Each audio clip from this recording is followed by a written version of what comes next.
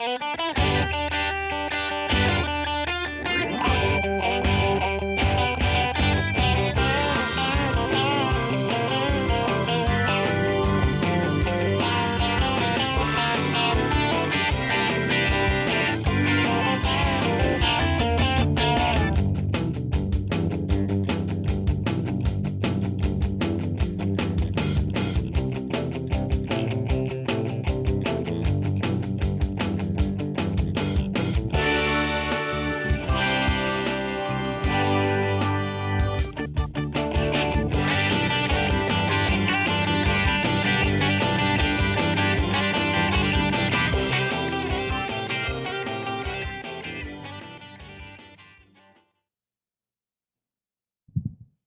morning, everybody.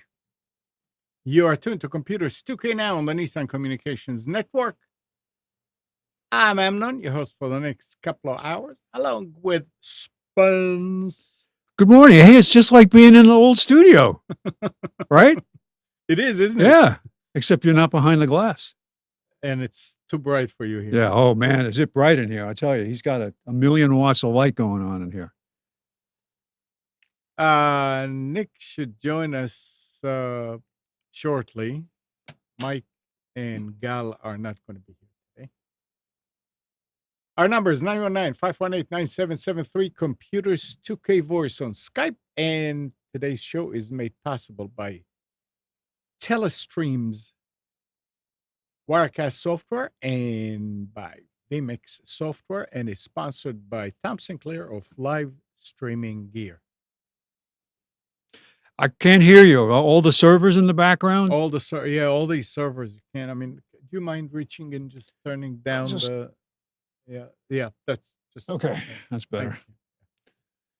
Yeah, it's a lot quieter now. Yeah, it's kind of noisy, isn't it? I'm so used to having my earbuds in now because I gave up on trying to do mix minus when I stopped using the mixer, because now I just use the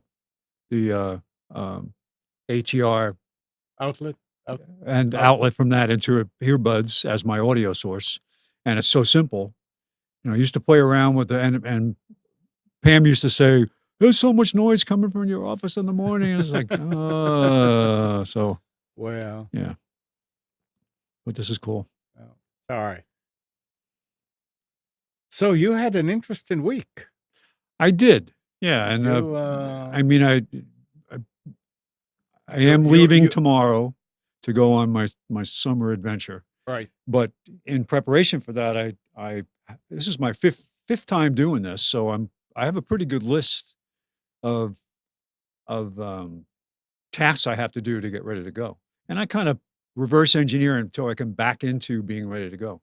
Well, I didn't take any new jobs from my customers this week intentionally. I did go to visit one to do an evaluation of a project, but I got a call from one of my IT customers where their server went down.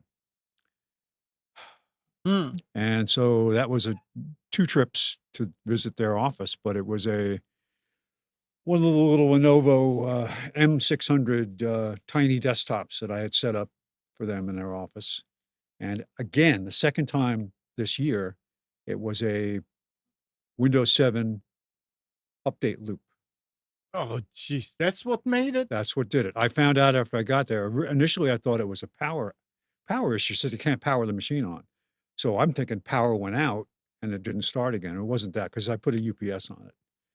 And as it turns out, they were stuck in the loop, but they kept trying to restart the machine. So they would hit the power button, because there is a hidden reset button, but you have to know where it is. You put a little and you have to hold paper your clip mouth in a it, certain way. but it's not obvious on the outside of the machine.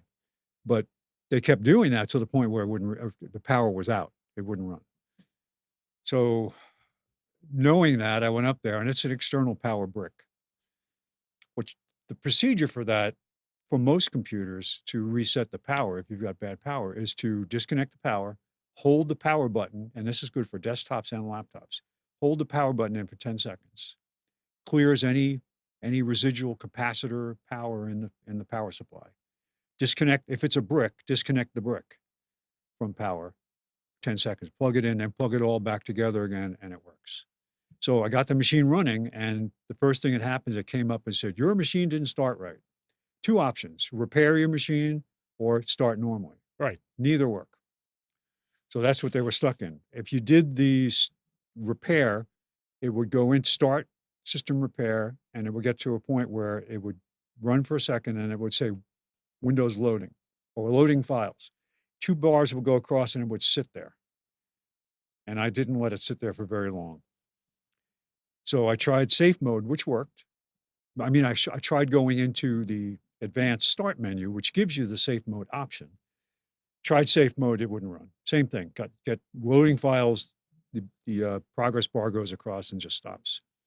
Tried to do system recovery, tried to do command prompt, nothing would work.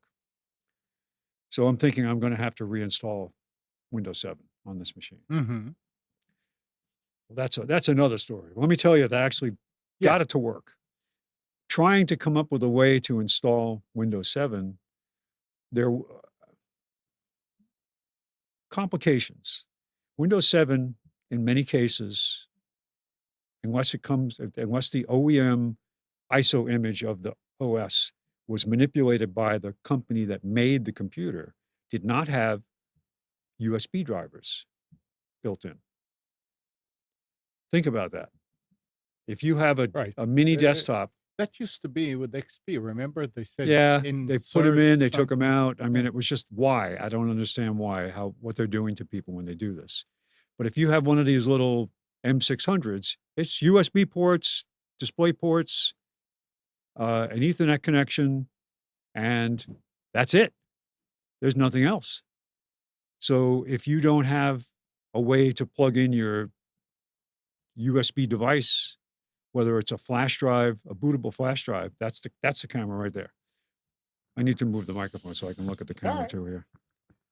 But okay, so if you don't have the a USB port to plug in either your external DVD or your flash drive, you can't load anything.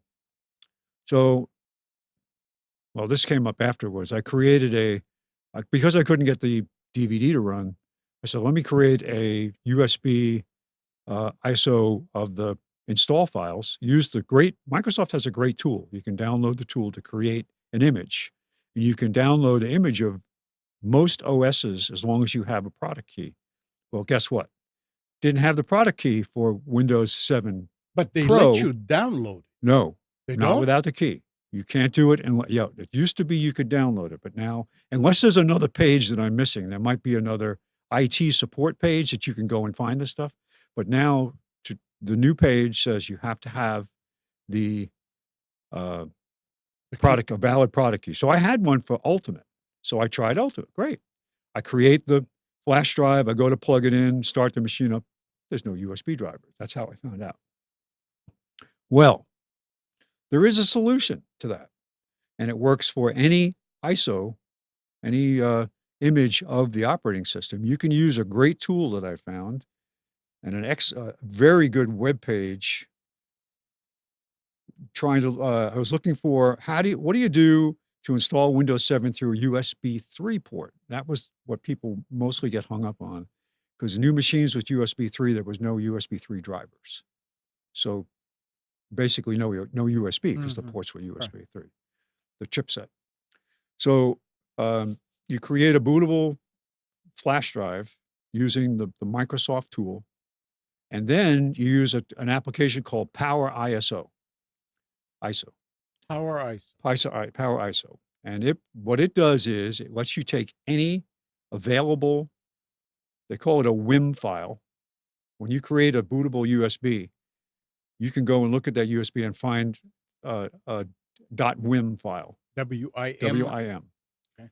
And what that does, it loads that using the Power ISO, and then it actually mounts. You create a folder on your local machine. It mounts the ISO, loads it into basically a temporary folder that lets you edit it. And there's the only one thing I touched was the driver part of this tool. Excellent tool. Complicated, but excellent. So I went out and I found out what Intel drivers are needed for the M600 series Lenovo mini desktop. Thank you. So I'm not looking at myself. I'm looking here. I'm looking over there by mistake. Sorry, I don't have a studio at You're home not like used this. to it. Yeah. So found those drivers. What you do is you unpack them, and they tell you for each instance of driver that you want to add, unpack it from the however it's archived, and just find the main directory, and you go into what they call a maintenance driver maintenance You do this from through inside the power. tool. From Okay. inside the tool, you go in and you select driver maintenance, and it says add drivers. So you click. It says you click on the master directory, and say click recursive, so it goes back and looks for any drivers associated with that folder. Excellent. Comes back and lists all the drivers it found. Would you like to add those drivers? Yes. You go through that as many times as you need to add what's missing, and then you say, and I don't remember the exact Save or whatever. save, whatever it was. Yeah. Write to it. So it writes it to that temporary WIM that's in the, and then you say save it to the ISO and unmount. Now your flash drive has the drivers built in. Wow. So that solved that problem. So working on this, first time I went through it, I had Windows 7 Ultimate, which I had a license for. And I didn't want to use the disk I had because it didn't have Service Pack 1 in it. Okay. So I downloaded it from Microsoft using my product code. As soon as I start to run recovery, it says wrong version of Windows. And you know the Windows 7 all disks we have? Yeah. It's all the same. It's just, It is. yeah, Right. it's all the same. Except maybe Home has some things that are different. So I go back and I start to do this all over again. And this time I download a Windows 7 ISO image from another place. A online. mirror. There are several whatever, places. And I didn't want to do that because of the possibility of it was messed up. But I did it. I created the new flash. Now it's like 11:30 at night. Did the original, that when it told you that it was the wrong, did it tell you what version it was looking for, or you had to No, guess? it did. It said this machine uses Windows Okay. 7 Pro. Okay. This is not the Good. right version. You need to go get the right version. Good. So you don't have to guess. Yeah. So you don't have to guess. So I create the Windows 7 Pro version of it, and meanwhile it's late, and I'm looking. I let the machine sit there with the progress bar, and I'm looking at the hard drive light, and it's flashing. I was like, you know what? Let me just let this run. I'm going to bed. I'm tired. I'll try to get this again in the morning.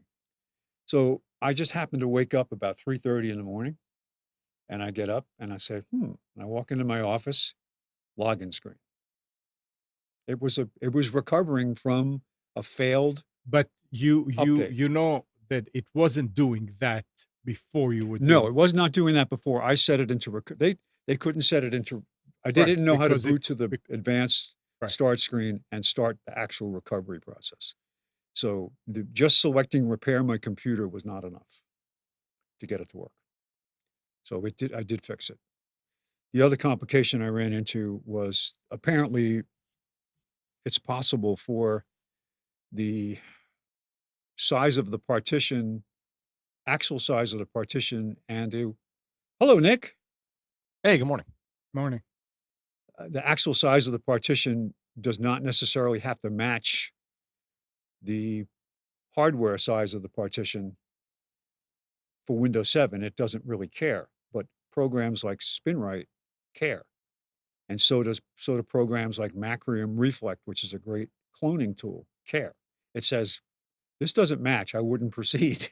And you tried SpinRite and some other, and you tried to clone the drive, and I couldn't clone the would not drive read because when I first took the drive out and I was going to try to run maintenance on it from another machine, and I plugged it into my SATA caddy and didn't read the drive. No data. That was Windows 10. Yeah. So Windows 7 didn't care. So it's running now. It's fine. I actually ran diagnostics against it. Once I got it back into its normal Windows 7 state, and I ran check disks against it on Windows 7, no more errors. So I wanted to clone it to a solid state drive. So I actually went out and bought a solid state drive, and I couldn't clone it. It wouldn't clone. Could not get. I tried 3 different programs, and all of them said can't. There are apparently some that will do literally any bit by bit clone, Mhm. but I didn't have anything that would do that, and I didn't want to take a chance I of doubt ruining the that would drive. have worked. Yeah. Yeah, that's tough when you have one original, and if you mess up just one thing, that's it. Everything is gone. And That's we're thinking everything is backed up.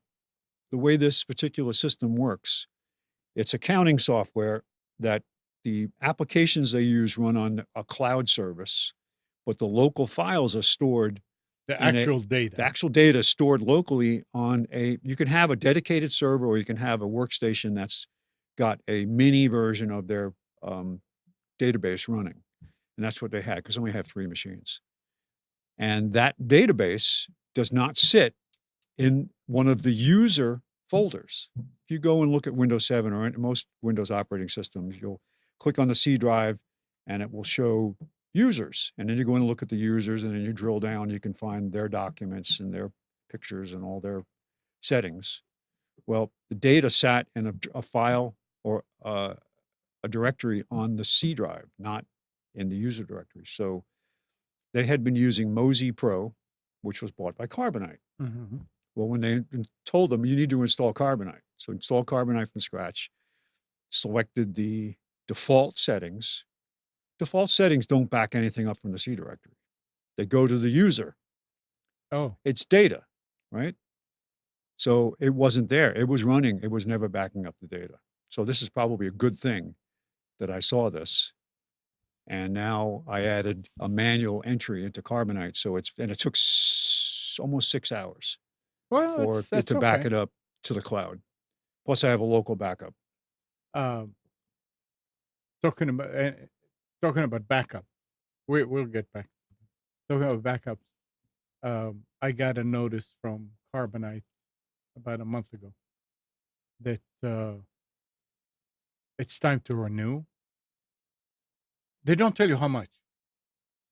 So I called and I asked here and I asked there, and then finally somebody say it's going to be about $72 a year, and it was 55, 53, And something what like that. size?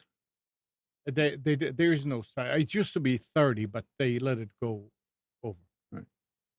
So actually, at that point, I called Nick and I said, Nick, what are you using? And he said, try Backblaze.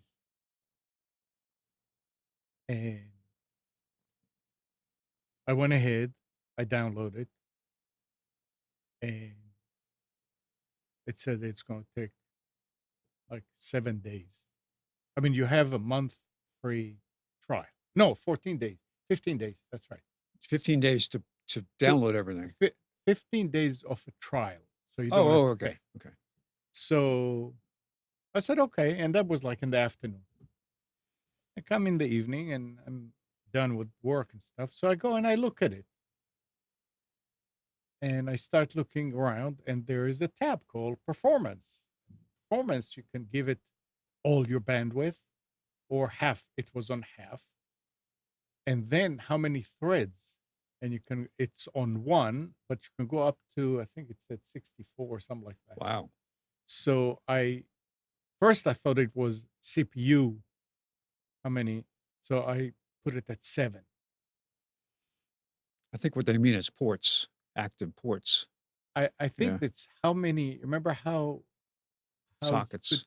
you can send it like when a modem sends data, it doesn't have to go in one stream, one channel. It can go in It can 4 divide channels. it among, it can Yeah, be, I yeah. think that's what it does.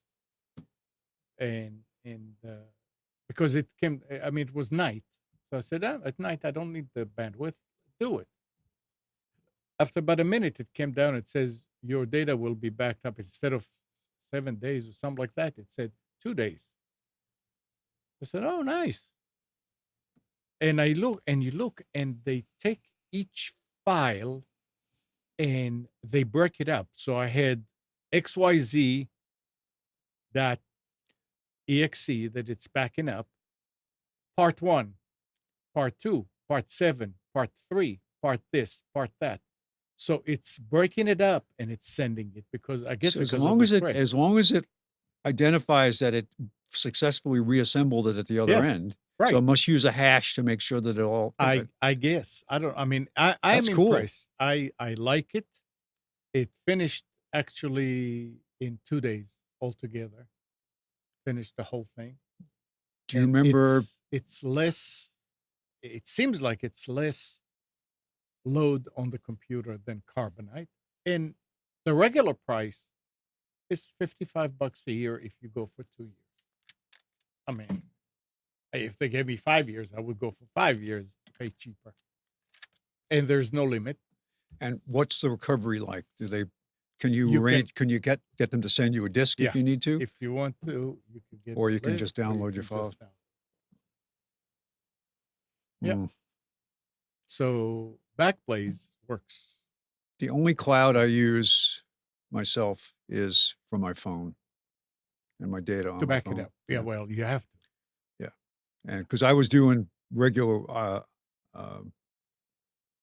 iTunes backups Mhm. on a regular basis, but not every day. But now I have it automatically backing up all my data files, pictures, and so on. I don't have it backing up everything, but not really concerned about keeping chats. But So Nick, what's going on? Not a whole lot. What about you? No, I was trying to get you yesterday. You were either you were playing or you were sleeping. What'd you call me? No, I don't call you. I just Oh, you sent me a Skype message. and- No, yeah, I didn't. I did not see that. I was playing video games. I'm sorry. No, it's fine. I mean, just Skype is weird sometimes. I think I've come to the Skype and both Discord. Here's a little PSA for people. If you run instant messaging applications, I run them in a whole bunch of different locations. Sometimes you don't get the notification on the device you want to get it on. So I run Skype and Discord, which is a gamer's thing. It is, but it's a chat VoIP combined. It's like TeamSpeak and IRC combined into one system. Very, very convenient and free. I run Discord and Skype in probably 5 or 6 different locations. I have 2 computers at work I run them on that are both on and locked, and I run it here at home and I run it on my laptop. So 4. And sometimes it's more with Discord than Skype, but the notification, I guess, will go off on another device. I never see it until I actually scroll up and say, "Oh, I have 2 new notifications." So I apologize. So you need to keep all those devices with you all the time turned on. No, I just need to turn them off, but I use them for remote control. So and then the problem of closing Skype and or Discord is then I'll never reopen them. So I guess I'll just have to deal with. Oh, and I run them on my phone too. So it is 5 devices. There's something liberating about the fact that when I work, I will take my phone and hide it in my car somewhere. And I was like, well, I'm going to go inside somebody's house and work for the next couple hours.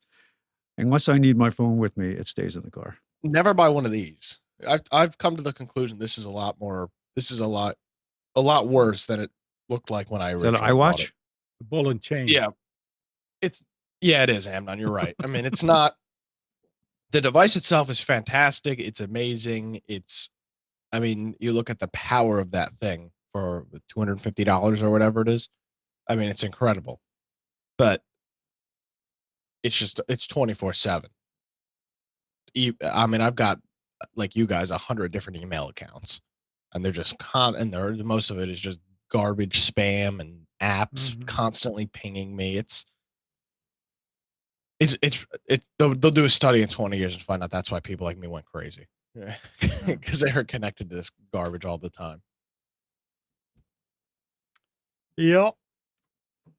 So everything is okay down there in Wilmington.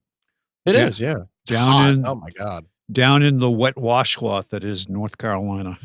It's in the brutal. summer. I spent a decent amount of time outside this past week, or not even outside, but in unclimate controlled shacks in the middle of woods. Ooh. Not ideal. So you're the one that's causing all this hot weather down here. Why? You said climate control. No, unclimate controlled. Yes, I'm hanging around in harp shacks with my weather machine. I spent the better part of the day yesterday outdoors working over at my daughter's house. Was supposed to just clean the gutters and put gutter guards up, and it turns out that there was rotten wood and other things I had to do. And then we went to see Weird Al. Oh, yeah, I saw your picture on Facebook. How was Oh that? my gosh.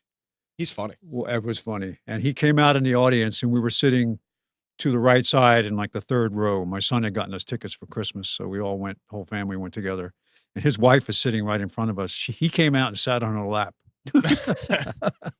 Now, what venue were you at? Coca Booth Amphitheater, outside, outdoors in Cary. How much they get you for a beer at that? $8. Oh man, that's the first thing I noticed. I said, "Oh, it's an expensive beer tag." And this was a no food brought in from the outside. Saw some people taking their coolers back to their cars. That's so lame. So, but what they did was actually the reason why I have this gigantic bottle of water is you're allowed one factory sealed bottle of water per person. So we bought the biggest ones we could carry. Fill them with vodka. Good idea. Yeah, well, it has to be sealed. And they will at their discretion, they can check that it's sealed. So if you bring like 8 people with them all filled, one of you will have to. It could be. Couldn't you get one of those big bottles that you put in the machine? You know, yeah, they said factory sealed bottle of water. Yeah, you get like a 15-gallon spring water thing. Yeah. Yep. It said factory sealed. This thing is closed. I promise. It's sealed. The lid is on. Yep. Oh, Nick. Oh boy. Yeah, that's pretty. That's actually a lot. That's a lot. I mean, it's like 12 at a baseball or football game. Eight's a lot for a community amphitheater. Yes, it is. That's why take advantage of the ones that let you bring stuff in, because you can bring in beer and wine. Yeah. Anything. You could just whatever you can put in your cooler, and people will picnic out. They'll set up little tables and. But I guess it's also they are probably charging those vendors a lot of money. Oh, I'm sure, to be there. So it's they have their fixed places where the vendors operate out of, and they've added food trucks now. So they do have a food truck row, so you can choose from that. And I mean, it's a good selection, but you're right, it's very expensive. Oh. This will all change very shortly, because my generation will not pay to go to things like this. If it's the student debt issue, if it's just the don't worry about that though. It's gonna be. I will worry about it. But if it's not the student debt issue, it's the surprisingly enough, my generation is actually quite fiscally conservative and responsible. I have a feeling some of that stuff's going to have to change, because people, I know friends of mine will not go to events strictly based on the fact that beers are $11 and the tickets are $60. Yeah. So that stuff will have to change at some point. I think, maybe not. Who knows? Yeah, you just sort of have to wait and see. Yeah. You trying to tell me that you would not go if Alex came and you wanted to go see him, and it cost Alex, what's his name? Infowar. Why would Infowars come to an amphitheater? What the hell's he gonna do? I don't know. Get up on stage and scream? No, but that's the thing is you go. Okay, so how about this? It's not that they're not going; they're going to far fewer of them. Spencer, when you were younger, did you go to concerts and whatnot a lot? Did I go where? Concerts, especially in upstate New York. Yeah, there's a whole bunch of outdoor activities. There wasn't a lot to see. They would have occasionally something down on the Hudson River. There was a nice town park down there where they would have concerts, but not. I wouldn't say any big names. I went to see wrestling at the arena in Poughkeepsie. I don't know. I don't think people are going to this stuff as much as they used to. Yeah. Sporting events are different. Sporting events are one thing, especially the NFL. It's such a short season. But concerts, I mean, I don't know. I don't know how. I don't think people are interested in spending that kind of money. There's several outdoor ones too, which just doesn't make sense for me for here. Yeah, it's just too hot. It's they can't operate in the winter really, and it's just so unbelievably uncomfortable in the summer. Yeah. Walnut Creek was the first big one when they opened it, Mhm. and that place turned out for a long time it was just a big drunk tank because people would go and just get blasted out of their minds. You had to have special family sections set up Yeah. just to keep away from the crazies. And even though we went and sat in the family section, you'd have drunk people come in. Oh, we can sit here because there's open seats, and they'd have to keep throwing them out. They had I've guards. seen one show there. It was pretty good. I enjoyed that. There's an amphitheater in upstate New York that I went to all the time. Well, not all the time, enough times. And Walnut Creek was very similar to that. Their stage setup is kind of awful, though. Any decent concerts that we went to when we lived upstate New York, we went to the city. Okay. Madison Square Garden or Gotcha. Carnegie Hall or something like that. Because it just wasn't. There was an arena in Poughkeepsie, but it just wasn't very big. Yes, you have to go to either the Knickerbocker Center in Albany or Madison Square Garden. There was some show we saw. Oh, it was amazing that it came to Poughkeepsie. It was magician. Who was the guy? The magician was always Chris around. Angel? Made the Statue of Liberty disappear. Oh. He's not around. Yeah. You don't hear about much Right. of him anymore. But he had a concert or a show in Poughkeepsie, Hmm. and he was out front in the lobby. We got I still have the show program autographed from him, David Copperfield. Yeah, Copperfield. Yeah, and it was a great show. And I guess he wasn't that big at the time. We saw him in Vegas years later, when all the kids were. When Emily turned 21, I said, I'll take the kids out to Vegas, right, for a trip. And we went out to Vegas, and my son Aaron and I and Emily went to see David Copperfield, and Eve and Pam went to see something else. And I actually bribed one of the ushers to make sure that Emily got pulled up on the stage for the show. Oh boy, she was so mad. David Copperfield. Yeah. Yeah, well, I mean, it's fine. All right, listen to this. Google admitted on Thursday that more than 1,000 sound recordings of customer conversations with the Google Assistant were leaked by some of its partners to a Belgian news site. Okay. Now, why would they leak it to a news site? Because they paid for it? Right. Yeah, absolutely. That's big business. It used to be, not as much anymore with the internet, but yeah, big business leaking that stuff. Amazing.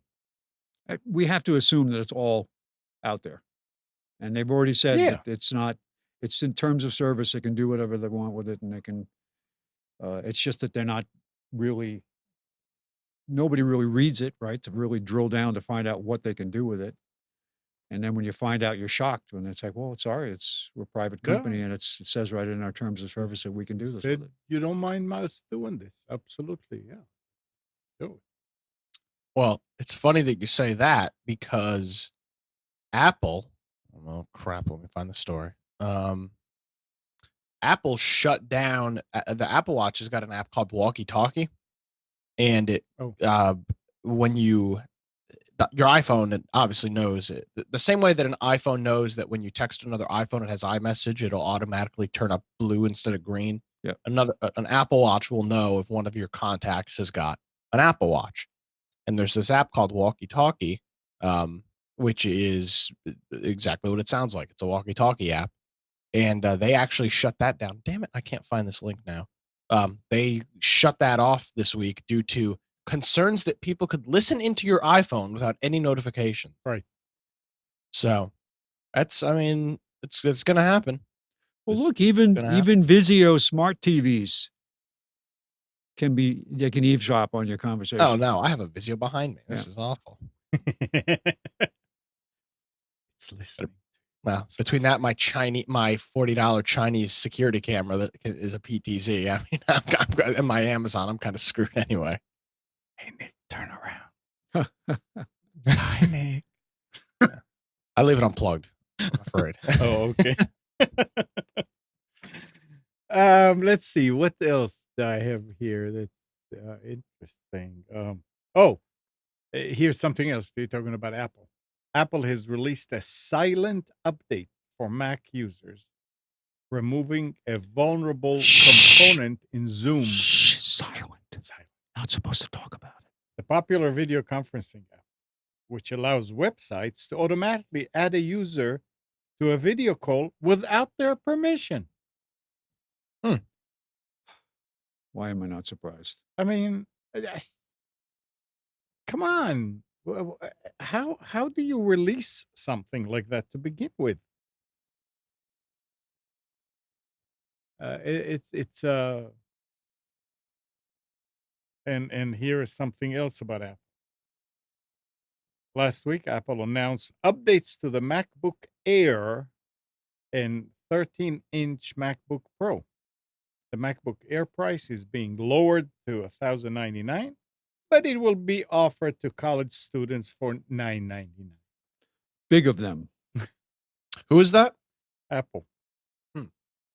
Yeah, the Air and the 13-inch. Did Pro. you Yeah, see? I mean, There was a story just last night on the news about I don't remember what was it a podcast I was watching or a news feed about how college provided computers that you get through the college, and that's very popular. It was a big when I was the project manager for Marist College, we were involved in helping them put together their program for basically selling computers to the kids. It was a glorified lease. I guess you owned it at the end, but the point was that you got support. You got if it broke, you got backups, and all this stuff came with it. All that stuff is surveilled and saved. From the time they turn the computer on, they know every keystroke. There's no privacy whatsoever, and parents don't know this. Oh, I bought it, got a deal from the college for 4 years, and I get upgrades and all this stuff. Everything is surveilled and saved. Every keystroke, every video, every picture, everything. Who's doing this? Colleges. Oh. That have these programs where why buy a laptop or a computer? We know exactly what you need. Here's your desktop option. Here's your laptop option. Comes with all the software. Just pay a yearly subscription fee and boom, you have it. In a way, it was a good thing to do because it was before social media. It was a very good idea. But now they're saying that information, all of their social media is saved so that it can be used later and sold to potential employers. Oh, you graduated from X university.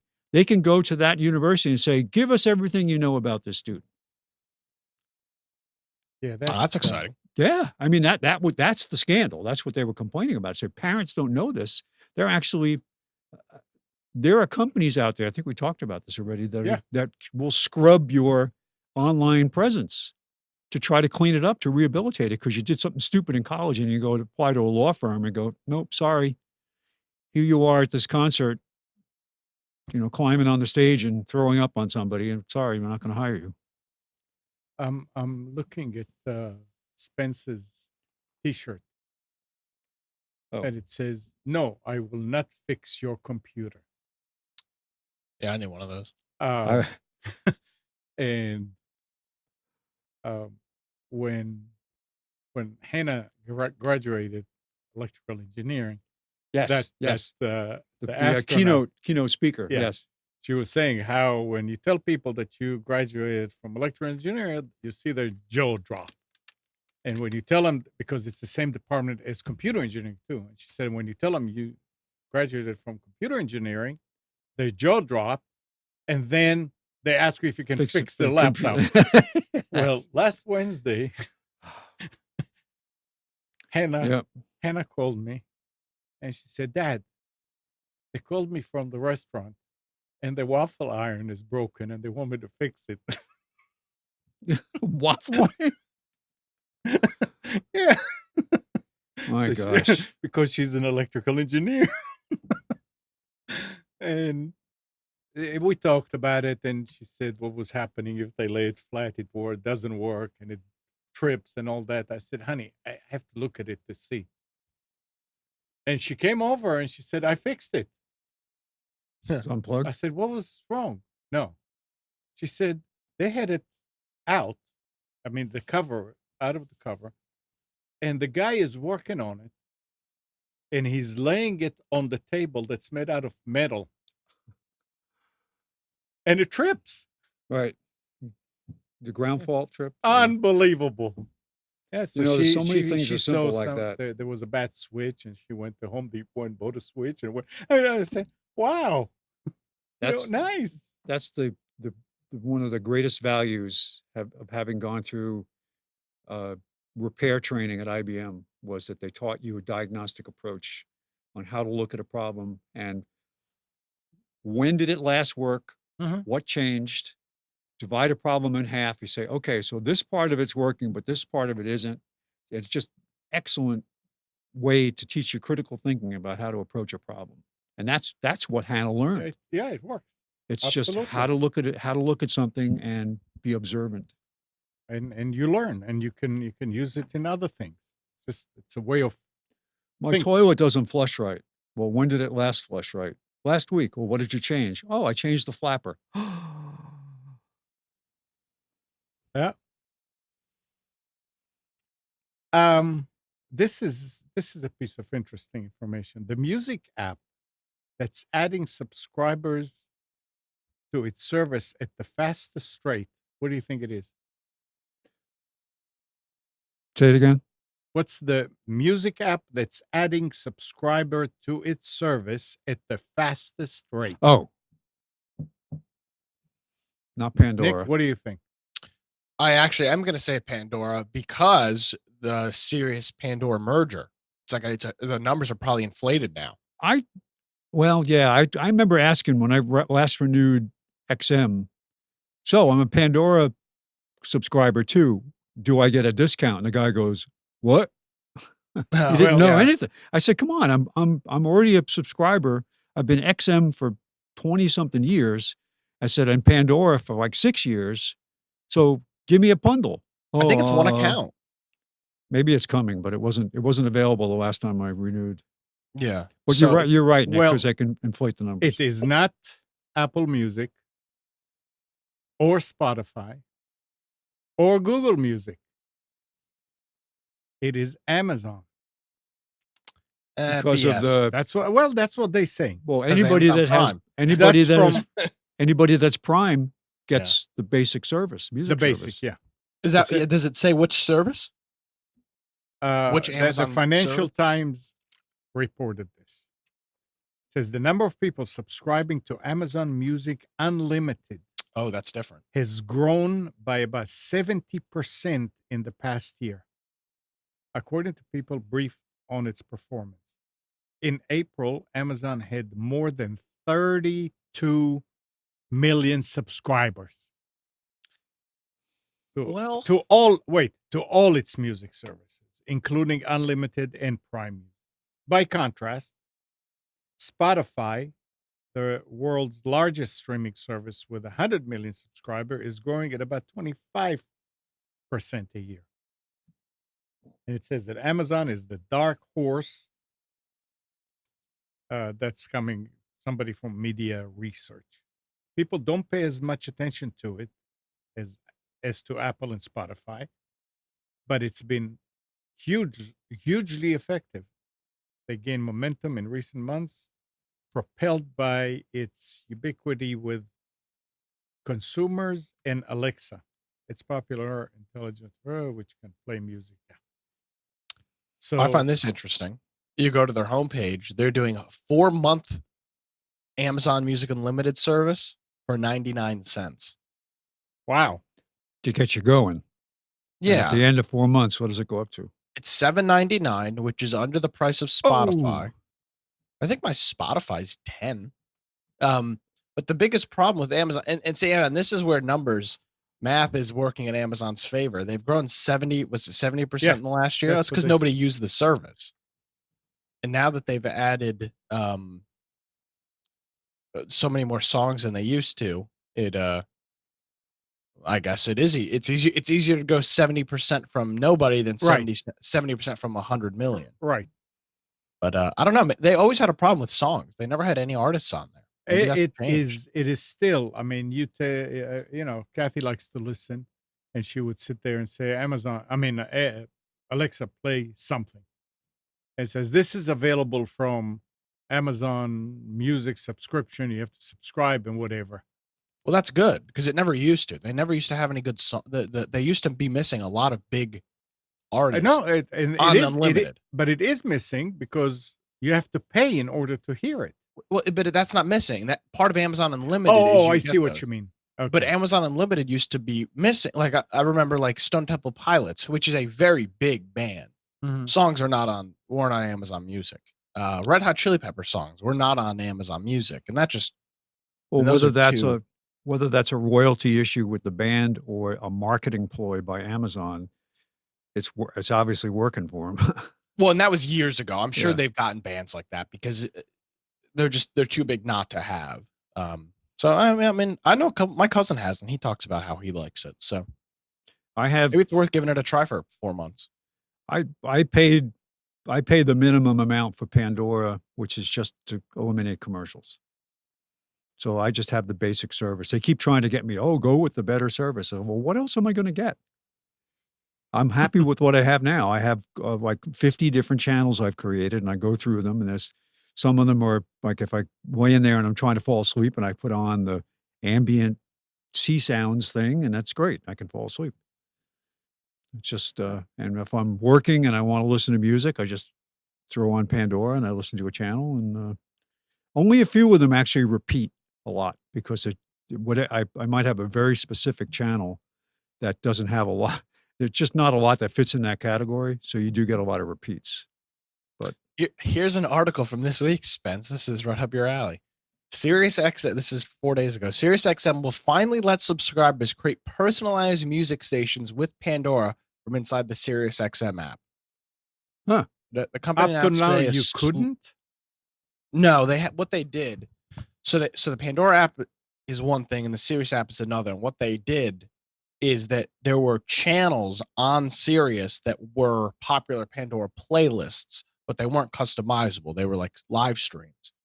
It says the company today announced a slew of upgrades, including access to customized music stations powered by Pandora's technology for all access and Premier subscribers. Integrating Pandora's tech into the Sirius app has been in the works for a while. The new personalized stations are mashups of Pandora's free service and SiriusXM. They'll use Pandora Music's Genome Project categorization system in SiriusXM's music library. Subscribers create the station using the SiriusXM app by picking a song or artist to start with. So it doesn't look like it's Pandora, but it's a. I just use XM for the car. It says the roping in of the Pandora tech with SiriusXM may convince some subscribers of the former to convert. Pandora Premium is currently $9.99 per month, with SiriusXM Premier being $13 a month. So, I guess in some cases it may be worth canceling Pandora Premium and just getting SiriusXM Premier. Now, by the way, does SiriusXM Premier come with? Is that just online, or is it also include? That's just the app, so that's not including any satellite. No, I'm not sure. I'm not sure actually. But if you have satellite in your car, you have the app. Yeah, from what I understand. Well, it depends on the vintage of the car. Yeah, but if you have an account, I have an account. I do. Let's see. Alan is asking: is that $7.99 a month or $7.99 a quarter? For Amazon, it's $7.99 a month after the 4-month trial. I think he's talking about Sirius. No. I never said $7.99. I think he's talking about. It's $7.99 per minute. Yeah, credit card required. So it's 99 cents to try it for 4 months, and then after that, it's $7.99 a month. Is how that plays out. Yeah, Sirius Premier is online only. I'm gonna update my app here and see what happens. You know that I don't want to. I want to just put a marker out there to talk about this later. What is the most popular money transfer app? I have several that I have configured. I only use one to send money. Okay, we'll talk about But I it. have like 4 configured to receive money because of my company. So I just wondered Yeah, what people's we'll talk opinions about it are. later. You're Yeah. ready to do I am specials? ready. I'm ready. And of course, the headline is that you guys all voted and you're sending me up to be rehabilitated Yeah, at the labor of camp up in course. Alaska. Sure. You know, I won't forget that. When I come back and I'm world famous. This is the old Uh-oh. Yeah, that's last week. one. Yeah. Let's see. Yep. This is the new There you go. Okay. I wish it was frozen up there now. They're having in Fairbanks anyway, they had some warm weather and some serious fires going on. They're actually giving out masks to people who want them in town because the smoke from one of the fires to the northwest has been blowing into town. Wow. Air quality isn't so hot. This is not it's a common thing up there in the summer. And their policy for fires is actually the best they can do with such a large, very sparsely populated state. So, Spencer's all righty. Alaska. So, Computers 2K Now specials done in the studio. First time in a long time. You remember, Amnon, when I used to bring the Sunday paper with me Yep. to the studio, Yeah. to the 850 The Buzz studio, and I'd circle things with a Sharpie, and I'd go through. It was like, it felt like Fiorello LaGuardia reading the funnies during the newspaper strike in New York City in the 30s. He went on the radio to read the funnies for the kids because there was no newspaper delivery. Interesting. I didn't. It's funny. All right. Starting with Best Buy laptops. We have an entry-level Chromebook from Samsung, 11.6 inches, 4 gig of memory, not a lot of storage, but for a Chromebook, do you really need it? It's got a 32 gig eMMC flash storage, $159, $70 off. Office Depot has a Lenovo IdeaPad L340, 15.6 inch, Core i3, 8 gig of memory, 1 terabyte for $349. That's really good price. For memory and disk. 180 off. Staples has a Pavilion 14-inch laptop, i5, 8 gig, 1 terabyte for $459, which is $170 off. Desktops all-in-ones, we've got at Best Buy a HP Pavilion with a Ryzen 5, 12 gig of memory, 1 terabyte hard drive, $499, 80 off.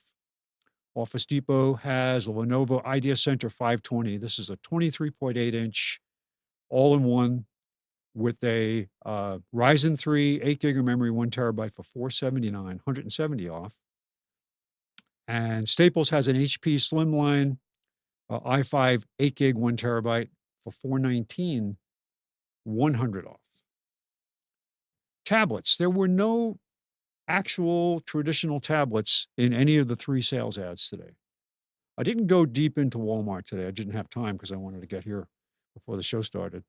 But we do have 3 convertible laptops that are also tablets, all of them using Windows 10 operating system. Best Buy has an HP 2-in-1, 15.6-inch 4K Ultra display, touchscreen laptop, Core i7, 16 gig for $1,449.99. Whoa, 150 off though. But you have to spend $1,500 to save $150. So, but there are people that need this. Yeah. And if a company's going to buy it for them, hey, great. Office Depot has a Lenovo Flex 14-inch touchscreen, 2-in-1, i7, 8 gig of memory, 256 gig solid state drive for $699, which is $220 off. And Staples has an Acer Spin 11.6-inch touchscreen with a Pentium Quad, 4 gig of memory, 64 gig eMMC for $269, save $130. That would probably be a good travel machine. Absolutely. You don't have to do a lot of intense work while you're traveling, web browsing, email, and so on. Networking. Best Buy has a Netgear dual band AC 1600 a router and cable modem. This is a 16x4. So this is the not the highest capacity cable modem, but you can use the one that's mentioned at Staples, which is an 8x4, will give you their Spectrum's maximum speed now anyway. No, So you need to have a 16. you do to get the maximum speed. Yeah. You can't use it with an 8-channel. It won't support their highest speed It's 16 by 4. because it's the Netgear cable modem says in the specs capable of 340 meg. I guess it depends on how they deploy it, how many actual channels they use to spread the bandwidth out. But Best Buy has the Netgear dual band router and DOCSIS cable modem for $137, save $22. You can nowadays. What does it really cost to rent? I haven't seen. I think they've basically taken away the rental fee. No, they charge or you. they still charge charge you it. good. I haven't had one for a long time. Yeah, a lot of people bundle have to. Spectrum, to their credit, when I upgraded my service after Time Warner went away, Time Warner made me take the cable modem, hold it, even though I wasn't using it. I didn't pay for it, but I had to have it as part of the bundle, even though I had my own modem. Yeah. Now Spectrum goes, well, you don't need it. You're not using it. So don't have that thing sitting in my closet. And if I lose it, I'd have to pay for it. So it's a better deal. So $137, $22 off. Office Depot has a Netgear AC 1750 dual band router for $109, $20 off. And Staples has the entry level cable modem 8x4 DOCSIS for $49, save $15. So if you have the minimum Spectrum service, this is more than enough, Mm-hmm. and you can save on having to pay that rental fee. Storage. Best Buy has an Easy Store 2 terabyte external USB 3.0 drive for $59, save $50. Office Depot has a Western Digital 4 terabyte external hard drive. This is not a portable drive, $99. And Staples has a Seagate 5 terabyte backup plus portable USB 3 drive for $109, save $20. Backup plus what? Plus coffee. It's got a built-in coffee maker. Plus. Okay, accessories. I had to get a little creative today here. Best Buy has a HyperX Cloud Revolver stereo gaming headset for $89, save $30. Office Depot has a great price on the Benton Studio Triangle Bungee high back folding chair. So you want to go and be comfortable anywhere you go for $34.99. I have no idea. From the picture, you can't even tell how big this is. I know, but are these bungee cords there that It you're says sitting bungee on? cord, Oh, bungee high back folding chairs. oh, interesting. Well, if an office store sells it, it must be technical, right? Somehow. And then Staples has, I forgot the icon on that one. That's my fault. Logitech M570 trackless, a wireless trackball mouse for $29, which is $20 off. Monitors and multimedia, we have an Acer 23-inch LED monitor at Best Buy for $99, $60 off. Office Depot has an HP 24-inch monitor for $109, that's $20 off. And Staples has a 27-inch curved monitor from HP for $199. That is $80 off. Printers and scanners. Best Buy has a deal on a HP LaserJet Pro wireless black and white all-in-one printer for $99, save $30. Wow. That's a LaserJet, so that's pretty good. I mean, the starting price isn't that high, so this has got to be an entry-level machine. But when they say all-in-one, it is not a fax machine. It does not have a document feeder, but it does have a scanner. Office Depot has the Brother MFC L27010 DW laser printer, which is in fact a printer scanner fax copier, $60 off the regular price for $139. And Staples has an HP LaserJet Pro M45 454DW wireless color laser printer for $299, which is $150 off. And it does support automatic duplex printing, does support dual Wi-Fi, so it's both the 2.4 and 5 gigahertz spectrum, and does support mobile printing. That's nice to see that the regular prices of the color laser stuff is coming down. You still watch for a deal. Okay, home automation and security. Best Buy has a sale on the Night Owl. It's an 8-channel, 4-camera, indoor-outdoor wired video surveillance system. This is the one that's got a built-in drive. It's a local viewing as well as web-based viewing. For $229, $50. Night Owl is a good brand. Office Depot has how I looked at this product and I'm saying, how does this work? Robotics WinBot window cleaning robot. How can it clean more than one window? And how does it do it? Are these windows flat like skylights? How does it move from window to window? Looks right? to me like it has suction cups in the corner. That's what it looks like. It's like, how does this work? And once you put it there, don't you have to move it? Right. And it blocks your view. You don't want to leave it there. I'm very puzzled as to how this works. You know what? I saw something talking about the same thing. A grill scrubber. So you put it's like the little Roomba, and you put it on your Oh my grill, and gosh. it cleans. You have to make sure the grill's not on. Yeah.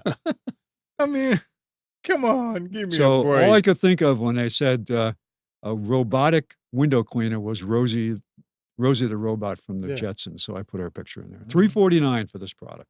Somebody buy it so they can tell me how it works. And then finally, this is the best security device I saw today.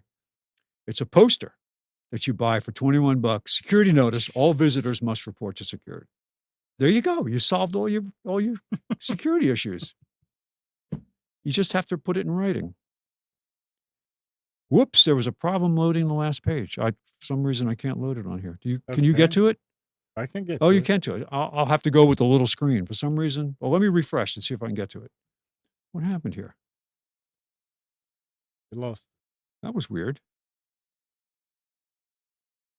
Whoops, there's a problem loading this page.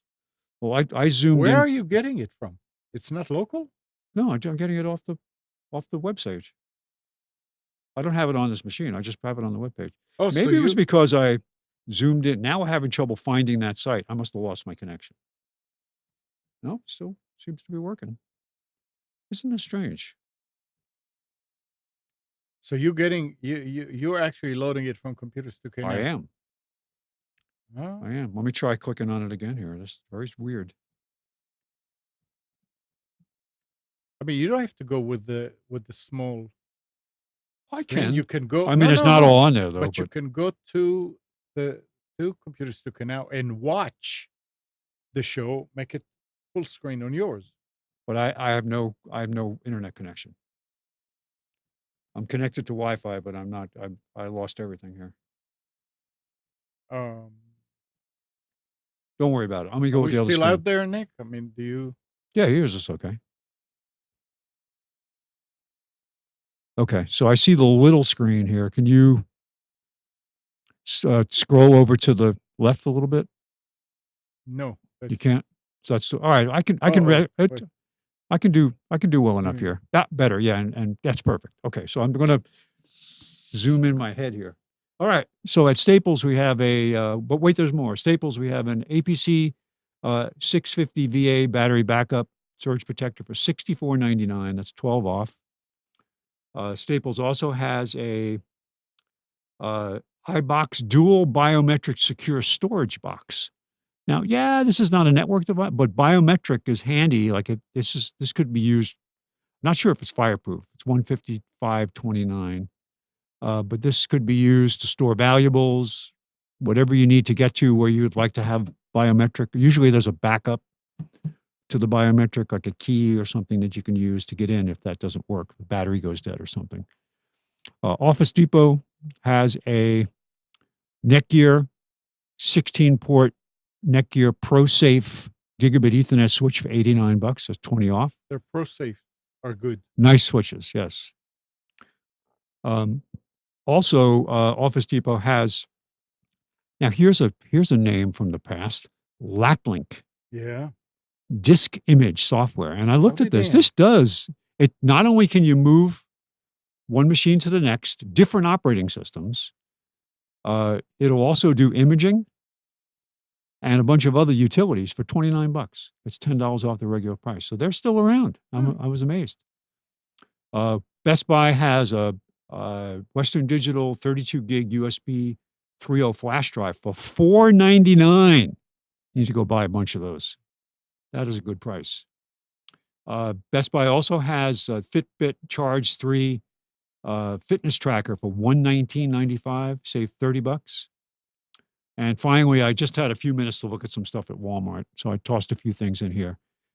Here's your Apple Watch, Nick, for $199, Series 3 with GPS Apple Watch. Doesn't say refurbished at Walmart. No audio, Nick. How many different ones are there, Nick? Well, there's a couple different ones, but that one is the 38 millimeter, which I'm going to be a little sexist here. If you're a guy, it's probably a little bit too small of a screen. It makes a better woman's watch. So the 42 is the one you probably want with that. They've got the Series 3 with and without GPS. And then they've also got the one that you can get a cell connection for. Well, I don't know what that one's called, but it's one that it has essentially its own number, and it will work and operate without a phone connection, which is pretty cool. So I think they've got probably 3 per generation, and then obviously different sizes. When they say GPS, is that GPS for you to find where you're going to, or GPS for somebody to find where you are? Well, it's got GPS for because I mean a lot of this is used for fitness, running, whatnot like that. Okay. So the GPS will keep track of where it is. But this, I think I have the one with GPS. That doesn't mean that it has a cell connection. That's 2 different things. So that means if you don't have your phone with you and you go out for a run, it will record the GPS information and relay it back to your phone when you get. Probably, yeah. But it won't but you can't get text messages without your phone being there. That's interesting. Yeah.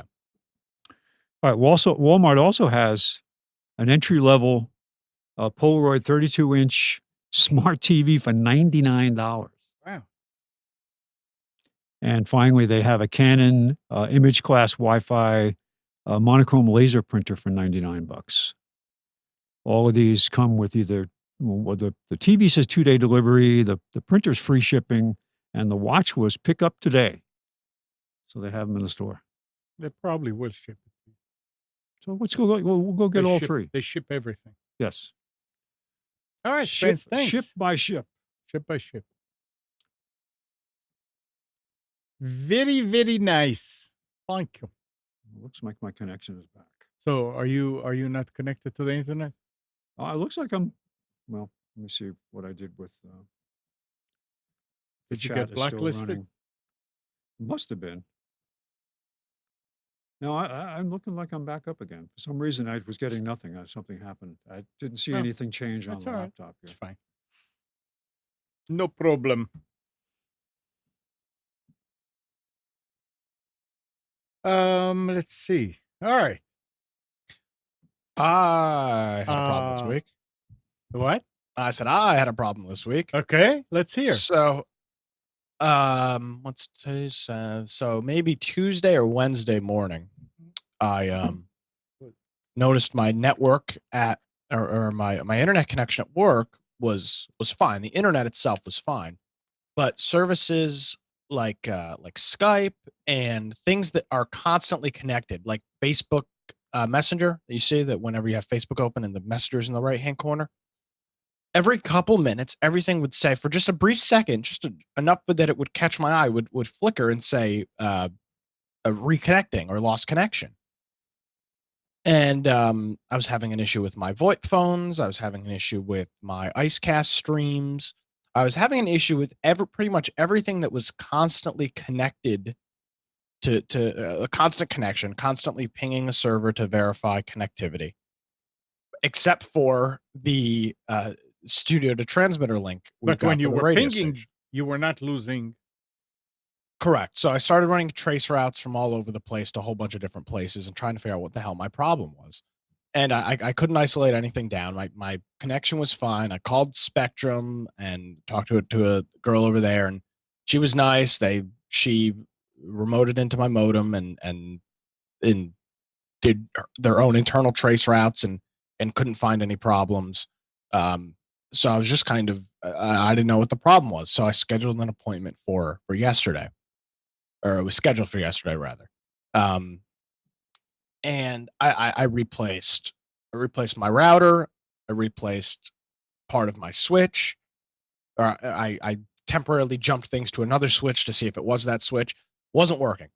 Couldn't. It was the exact same problem. Again, full internet connectivity. You could browse the internet without a problem. It wasn't slow. It wasn't taking any longer to load. It was just always on connections, like a VoIP call or anything like that, would not stay connected past 2 minutes. This was really evident with the live stream that we've got for the radio station. Our audio encoder would reset its timer every 2 minutes, about 2 minutes. It wasn't 2 minutes on the dot, but sometimes it was a minute 30, sometimes it was 3 minutes. But when it would hit 2 minutes, it would just restart instantly. Very quick reconnection, though, not like a waiting period. So I tried a whole bunch of stuff and I couldn't find out the solution. And I went to replace the router one last time. I went to switch back to the main router because it hadn't cleared up my problem at all. And I decided to switch the Ethernet cable that connects my router to my modem. And for whatever reason, that was my problem. The router from the Ethernet between that connects the modem and the router. That was my problem. No rhyme or reason. I don't know what happened. That switching the cable fixed it, or just disconnecting the connection and reconnecting? No, because I'd done that a bunch of times. You did. Switching the cable solved my problem. Yes, you had a bad cable. I guess. They do. It's interesting. I've been down that road before where you just lose your mind trying to fix something, and then inadvertently you change the cable and it comes back up, and then you have to go back and figure out, well, what just changed. I mean, I figured that maybe there was some bad connection somewhere, and even though he wasn't losing packets, it may have been creating some noise on that cable. Well, I was out just looking now to see if there were any intermittent outages yesterday. Some service went down. Some part of the internet got attacked. I mean, there was a Google outage the other day. Flare, what is it? Cloudflare? Yeah, so they lost like 6 hours. They were down. Yeah, did you hear why? No. Somebody internally pushed a dev server public and like trashed the whole network. That's a pretty big screw up. So if we're 2 meals away from revolution, how many hours of internet has to be out before people lose their minds? Well, 5-hour blackout in New York City last night. They were losing their minds. Upper East Side. Yes. Had some serious problems last night. People were stuck in subway cars. Subway cars. I'd rather be stuck in a subway car than a damn elevator in a 300-story building in New York City somewhere. Yeah. Yeah, that's sad. Were you ever in New York during a major blackout? No. You weren't there for the 77 one, were you? I was there for 77. I was working in Manhattan. Wow. And I had to find an alternative way to get to work. For a while, there was a transit strike in the early 70s where I had to take a bus. I had to drive to a bus stop, take a bus into the city, and then take a private bus to get. And I was a messenger. I was still in high school. I was a messenger in Manhattan, and it was just unbelievable. It was like 7 or 8 hours after I got out of high school before I get home that night, just trying to drop off and pick up copy. Amazing. This here is though interesting about the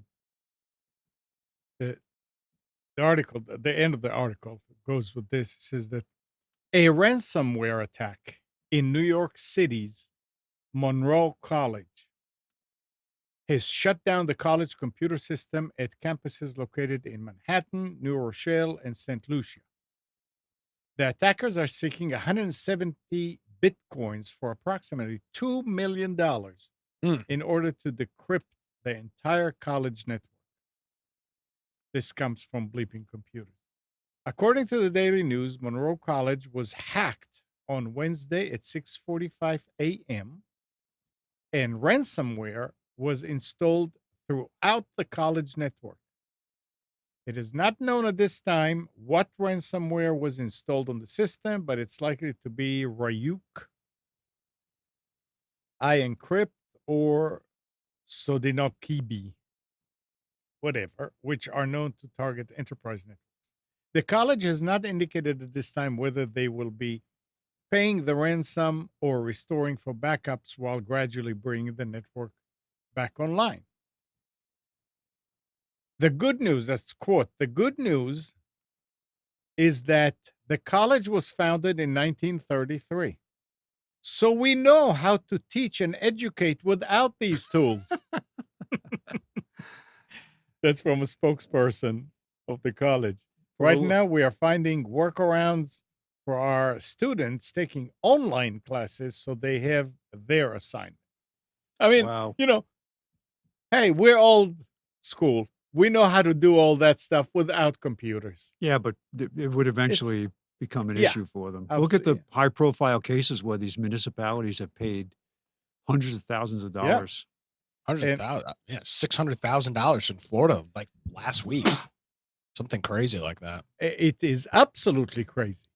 Well, it isn't. And it isn't. there was an article about this, and they explained what is going on with these, Nick. Okay. I don't know if I have the article here. I don't think I saved it.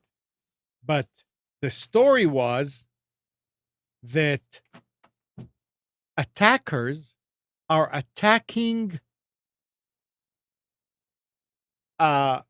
small towns without strong security on their networks, but with great insurance policies. Yeah, well, that's absolutely who you'd want to attack. So they know that they're going to get the money because the insurance company will pay it. Yeah. So it's very interesting. This is a money making venture more than it is anything else. Absolutely. I mean, sheesh. I mean, for doing really doing nothing to get $2 million. Well, it's not doing nothing. I mean, you still have to find the exploit in the network. Yeah, they probably find it all over the place. They have I'm sure their they do. sources and all that, but it's interesting. Yeah. Oh, it's definitely interesting. It's become quite a lucrative thing if you can get. I mean, obviously you're a criminal and you shouldn't be doing that. But if you can get your hands on that, I mean, damn, that's a nice payday. $600,000. But then you can get arrested. But I don't know that it's worth it. Well, I mean, they're not fine. Most of these people are probably doing it out of country. Oh yeah. And with that being the case, what is that worth? Yeah.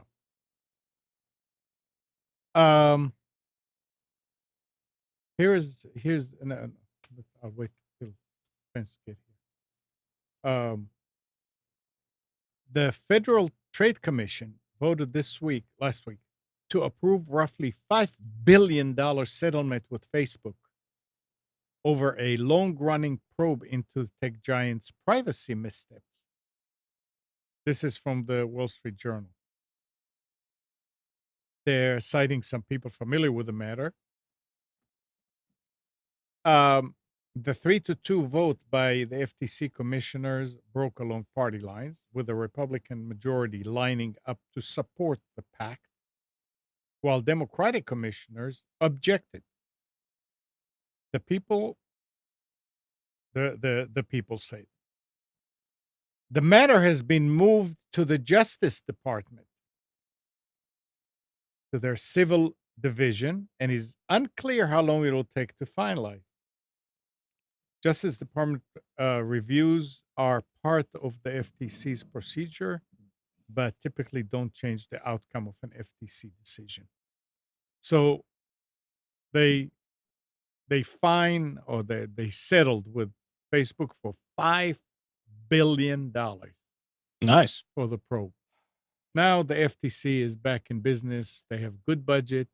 I don't think that's where that money goes, though. I have no idea. It's interesting to find out where where that money gets put to use in a fine line. I- Plus, they'll appeal. That's not like they wrote a check. And what's this? They said, is this the settlement? It amount? says a settlement is expected to include other government restrictions on how Facebook treats user parent. The additional terms of the settlement couldn't immediately be learned. An FTC spokesperson declined to comment, as did Facebook spokesperson. Facebook said April 24 that it was expecting to pay up to $5 billion to settle the probe. Interesting. There is some information coming out of the social media summit that Trump had at the White House. Yeah. So they were allowed, people who went to it were allowed to comment on what they talked about. And one of the questions that was asked of Trump was, would you be willing to go onto an alternative platform over Twitter? Trump. He said, would you be willing to do that? Or he even said, if I had the time, I might be interested in starting one. Huh? Yeah, that's not what we want. No, we don't want that. But Well, the point, yeah, I want to talk about that for a second, because I was actually pretty disappointed with that whole thing. They did not invite the people that necessarily should have been there. I mean, there were a whole bunch that was more of, I understand PR and I get all that, but it was way more of a PR event than it was actually getting anything done, because the actual people that are making things happen are not Mark Dice. As much as I like watching Mark Dice, he's not the one spearheading any effort. He uploads videos to YouTube. I mean, why were the people from Gab and all these other Minds.com and all these other, so why weren't those people there? They weren't invited. well, That's you're weird. right. This was more of the sensational side of it. I mean, the chick that wears the MAGA dresses, how the hell is she a social? What is she? She posts on Twitter. I mean, what makes her an expert? Well, supposedly these are the people that they wanted to talk to who felt like they were unfairly scrutinized or unfairly treated by the biggies out there. That was the point of the people were supposed to be invited. But there was one guy that he was asked not to come, Bill Garrison. Yeah, Garrison Cartoons. Yeah. What the hell's up with that? Because there was an incident where he had produced 2 cartoons and somebody put an image on top of his cartoon and put it out there saying it was his. And he said, I didn't do that. And it was twisted to be anti-Semitic. And he said, no, that was not what I did. That's not from me. But they still said, to avoid controversy, he decided that was okay. It was okay. We're not going. Yeah, that kind of rubbed me the wrong way. Oh, they'll use any method to destroy somebody. So doesn't matter. Yeah, but they I mean, if they want to do something like you're saying, Nick, why they didn't invite these people? They should invite the techie people that came out and happened because of how those big platforms. I mean, the fact that Andrew Torba didn't get an invite, right. and again, that's one person. I'm not saying everybody need to get an invite, but this guy has actually been doing it. I mean, he's been spearheading this whole undecentralized social network. And you want to talk about scrutiny? This man has been labeled as the devil from every social media, every big tech platform that exists. I mean, you want to talk about somebody getting scrutinized? Hello. I mean, good night. That's him. But everything they could. It's not like he just got his YouTube videos demonetized. He was in an active campaign shut down. It's like, we're not just going to go after you. We're going to make sure you don't have a place to live. We're going to make sure you can't buy a car. We're going to make sure you can't go in a restaurant. It was everything they could do to destroy this person. Yeah. Yeah. So again, I'm not bashing Trump over it. It just, I mean, did you see about his Bitcoin comments this week? No. Yeah.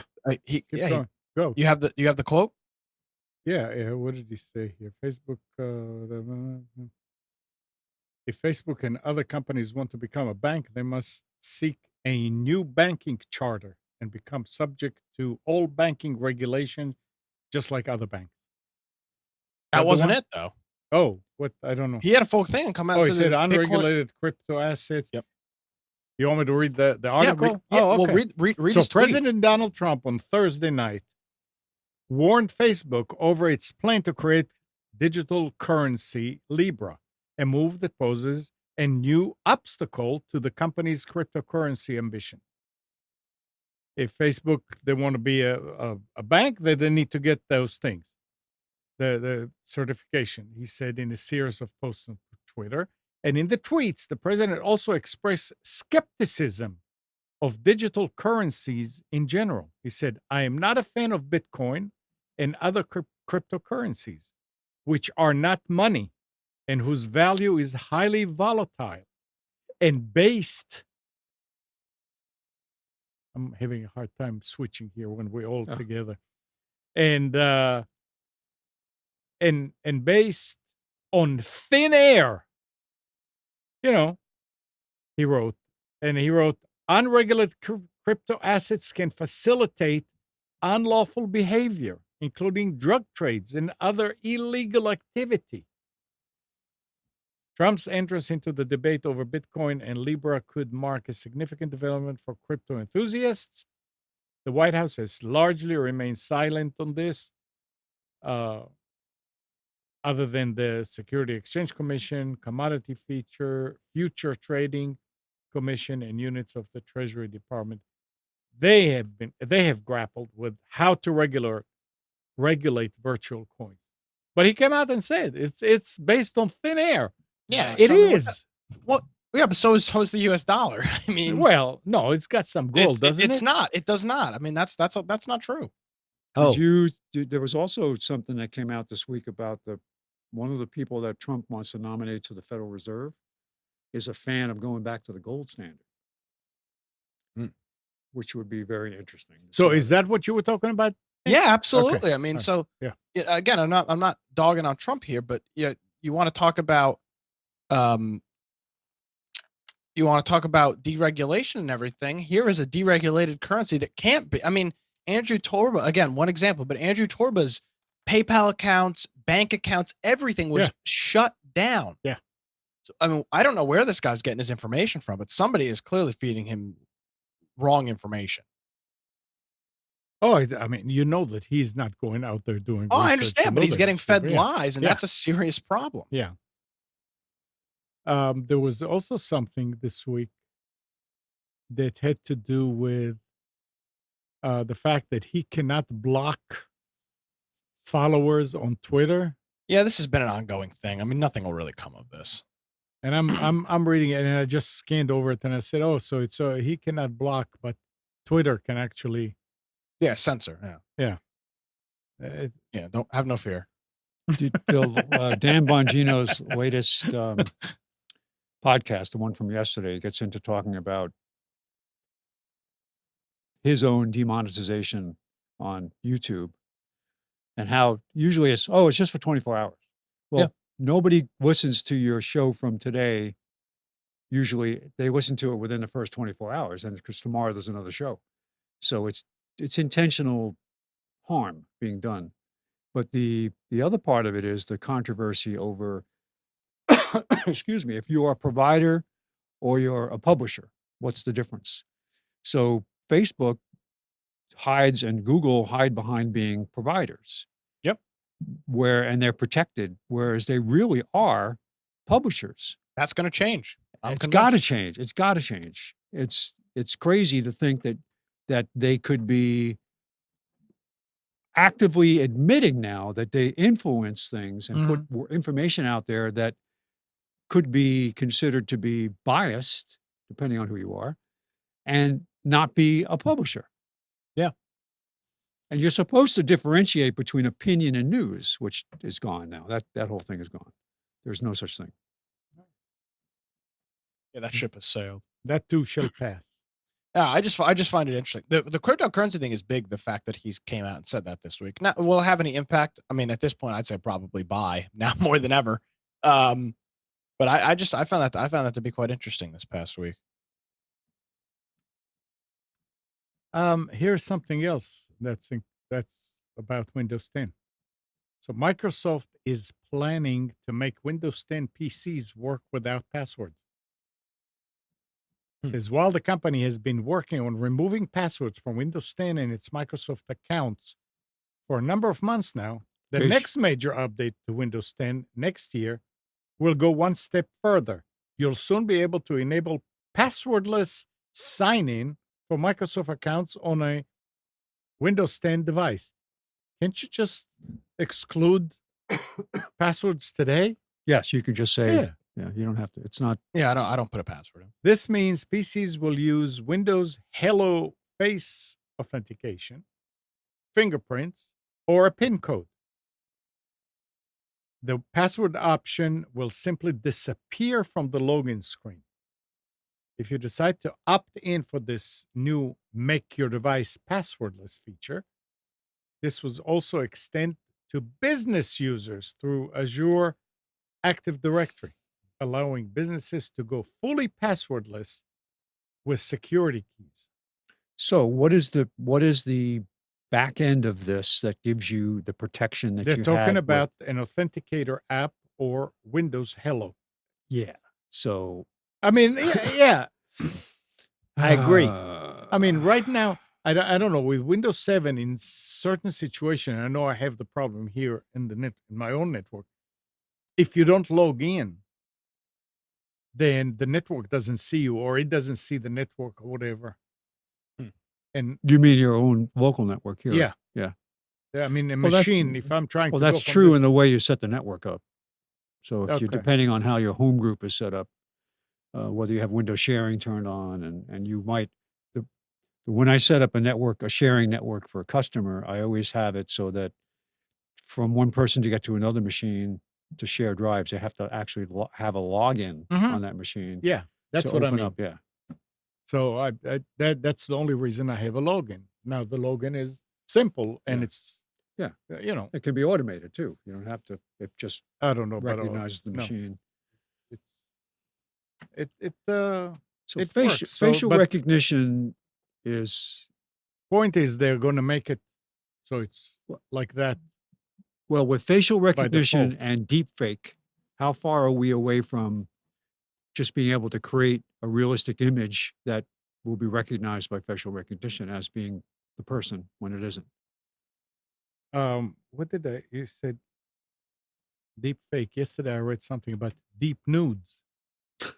Seriously, that's that I don't know if Google or Google removed some apps that had to do with deep nudes. So now you can take a picture of or video of some woman and make it look like she's doing Yeah, stuff in it. yeah. I mean, geez. Well, did you see there was, I don't know if we talked about this. There was a story that I saw. It wasn't this week, the week before, about how uh, they've created an AI machine that they fed. What they did was they let it listen to recordings of thousands of people and then showed them pictures of what that voice was associated with the face. And they were able to very realistically recreate just on listening to the voice what that person looked like a police sketch would Yeah, be for a it seems person. like I read that. Yeah. So it's accurate enough to give you an idea what the person looks like. It's just amazing. And some of those deep fake videos, I mean, sheesh. I like the funny ones though that they build they're obviously just for satire, like Oh, I haven't seen Carpe any. Duncum. I is the haven't guy seen that any. I think he was at the White House, wasn't he, Nick? He was, yeah. Him and his yeah. family got invited to the Yeah, Oval and he Office. was he did several really good ones, which were very funny.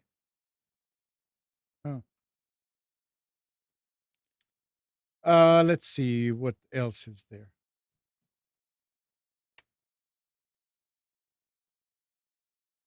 Campaign malicious apps from a campaign called Agent Smith have been downloaded to 25 million Android devices, according to new research by Cybersecurity Checkpoint. It's just an oversight.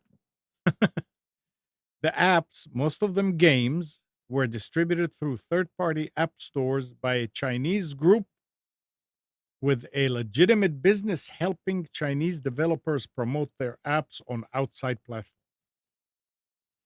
Checkpoint is not identifying the company because they are working with local law enforcement. About 300,000 devices were infected in the US. So what does that mean now? Does that mean we cannot go to third party? Like what are those app stores that we were talking about here, Nick? Do you remember? Other than Oh, the, Cydia and all those yeah. services. Yeah. So are we supposed to not be on, not go there because that's where they got it? They got it from a third party. Third parties are always bad. Get all your information from big tech. Heard it here first. Yeah. So now everybody has, almost everybody has an Alexa. Now, a lot of people, an Echo. So the UK National Health Service, NHS, has announced that what it claims is a world first, a partnership with Amazon's Alexa to offer health advice from the NHS website. An anonymous reader on The Verge says that Brighton, who asked Alexa basic health questions like, Alexa, how do I treat a migraine? And what are the symptoms of flu? Will be giving answers vetted by the NHS health professionals and currently available on the website. Vetted how? Good. If they have a room full of operators looking at questions, better to have them actually talk to the person. Right. And it's probably they'll point. go and well, we looked at 100 situations, and this is like 75% of the time, this is the solution. Well, what do you want to be the 25%er? That I have this migraine and all this other stuff, and it turns out you've got a bolt sticking out of the back of your head that you didn't realize you got hit with at work.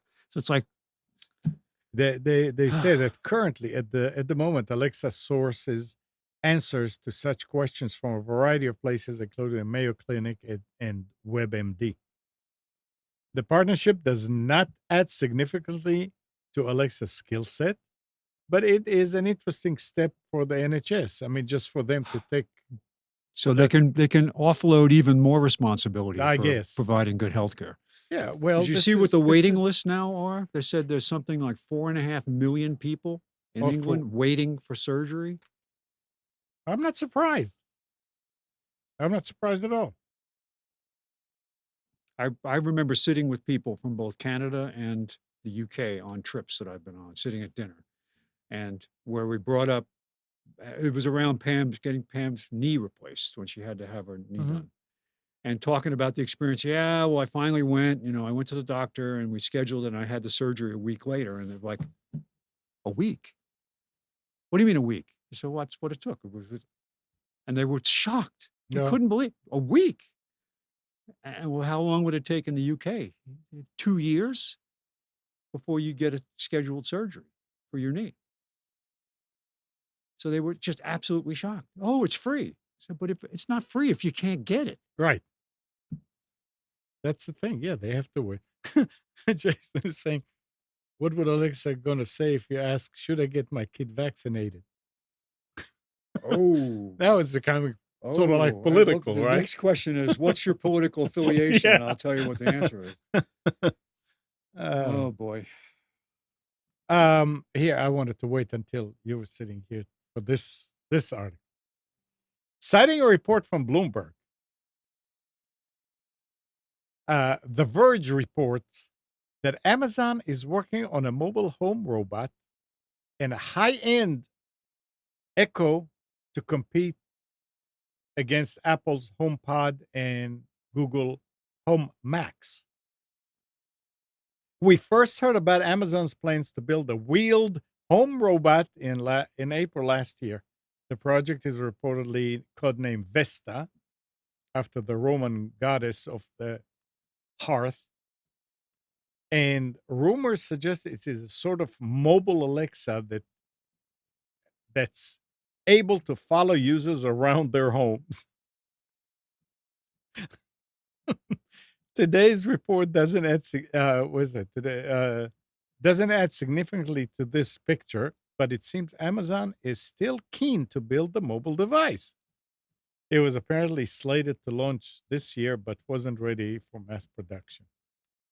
The engineers have reportedly been pulled from other projects to work on Vesta, and Gurman reports that prototypes are waist high and navigate with the help of an array of computer vision cameras.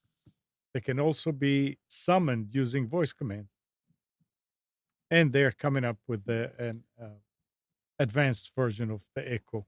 I don't have a good way to But- show this, I was just gonna. but I can try to do it this way. Well, no, you I can't. don't know. It's I going to don't work. think It's you going to could. flicker. I don't know. I don't Well, think. there it is, right people will there. see it. There's the robot. Oh, the dog that jumps. It's a robot. It's not a Yeah, dog, yeah, but it's a. but it can jump from. Yeah. Do twists around. And there Oh it no, is. that's not the dog. Yeah, that's the No, person. this is yeah, another new yeah, one. It Yeah. just came out. Wait, is that the Corridor Digital video? Let me see which one it is. It's just Sorry. it's just interesting that I was actually waiting to see something about you have to put tape on the floor in your apartment from room to room and all that, and they'll follow that. But no, they have cameras. This is a robot called Atlas from Boston Dynamics. Yeah. Okay. Does it say Boston Dynamics in the left-hand corner In of the video? I'm looking. Yes. Does it actually say Boston Dynamics? Yeah. It's spelled correctly? Dynamics. Why, Nick? What? Because is it fake? there's a YouTuber it's a channel. These guys, they're named Corridor Digital, and they do incredible After Effects on videos. And they recently, within the past 3 weeks, I think that's the shot from that video, they make a video and it looks like a Boston Dynamics video, except I think they spell Boston or Dynamics wrong purposely. They put it in the left-hand corner and they fight with the thing, and they show hitting it with like a glass bottle, and it falls down and it gets itself back up, and it steals a baseball bat from one of the guys, and it's all it's with been floating around After Effects? Facebook as a real video, and it's not, and Hmm. people are too stupid to realize that this drone is this Boston Dynamics robot is really not picking up bats and attacking people with it. It's from a site called Guardian News that has 400,000 subscribers. Interesting. Okay, then that one's probably a real video. But I'm just saying, if you see one of those robots with like 3 or 4 guys in a circle, that video is not real. It is an After Effects Interesting.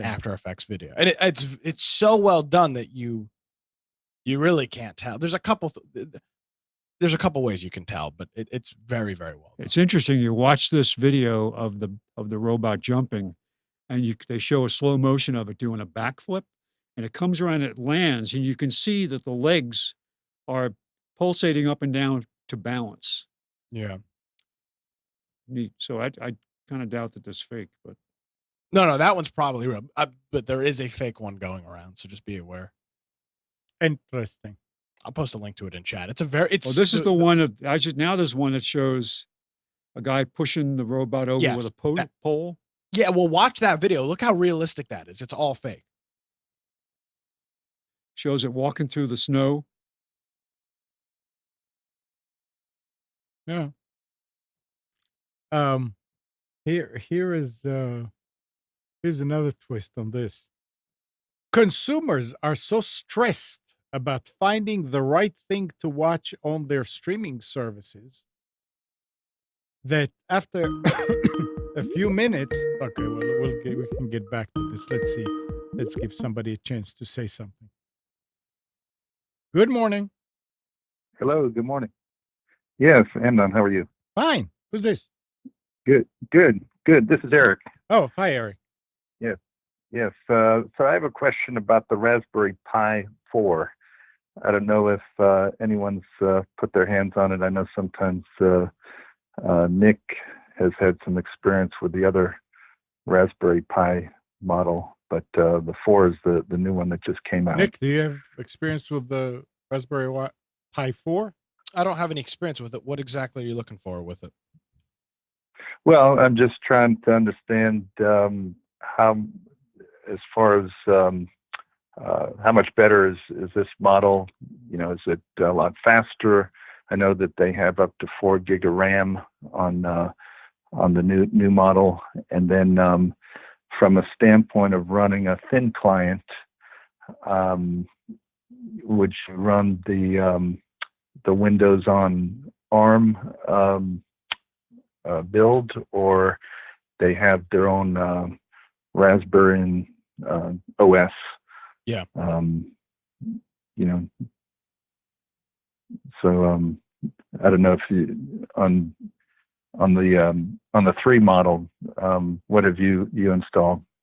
So I'm using, I don't even know if I have a 3. I think I'm using 2 or 2Bs. I've got a couple Okay. of instances of I run Arch Linux on one of them for, I don't remember what, but I've got an Arch Linux instance running on one, and then I've got another one that I use, or I have it configured to do some dial-up pass-through, where it acts like a dial-up modem and it passes it through to Ethernet. And then I've got another one I test with. But the cool thing about the Raspberry Pi 4 is that it has USB-C built into it, which is something that is a first. If you're going to be doing something resource intensive, I would get the latest and greatest, because I think it's got USB 3.0 as well, and it's got the expandability of the RAM that the other ones don't. So if you're going to be trying to run, especially that ARM-based Windows, which is a thin client and lightweight, but Windows is still a hog, I would. Can you order the 4 yet? I know they reviewers have it. Can you order from them? Kind of right now. They're at least the 4 gig RAM are a little backlogged. So I actually put in an order. There's a company out of Canada that I put in for a couple of units. So I think I'm supposed to get them next week. And so but from, I guess, a resource standpoint, what do you think? Try to go with Raspbian first, and then they have some different remote desktop Linux applications that you can use, and so the Raspberry OS has got VNC server built into it. You have to turn it on. Yeah. I've never been able to get it to work. I'm sure it does, and I'm just not configuring it correctly. But I know that's built into the OS. It's one of the configuration options. The other interesting thing I'm looking at this, though, is that it's got micro HDMI ports, which it's got 2 of them, which is interesting. But micro HDMIs, I mean, I don't know what your thoughts are. And if you're going to be running it headless, I guess it doesn't matter. But that seems kind of like a real pain to have to attach a dongle to this thing, especially since you're trying to keep it small form factor. Yeah. Well, the kit that I ordered actually comes with those adapter cables, so it converts the micro HDMI to the regular size. I actually saw an interesting application this week of the Raspberry Pi. I'm doing some I'm helping an FM and AM broadcast engineer in town with some work and doing some learning, and we were checking in on a religious organization that has has like 40 radio stations across the South, a Bible Broadcasting Network, BBN, and inside of their transmitter locations, they actually are using 2 Raspberry Pis, one to feed backup audio and a second to have out there so they can remote into the computer and get on the network. And they've got 2 Pis in all of their broadcast facilities. Their main audio is from a satellite, but if the audio from the satellite goes away, a device will set an alarm and it will automatically switch over to the output of the Raspberry Pi and start a music playback.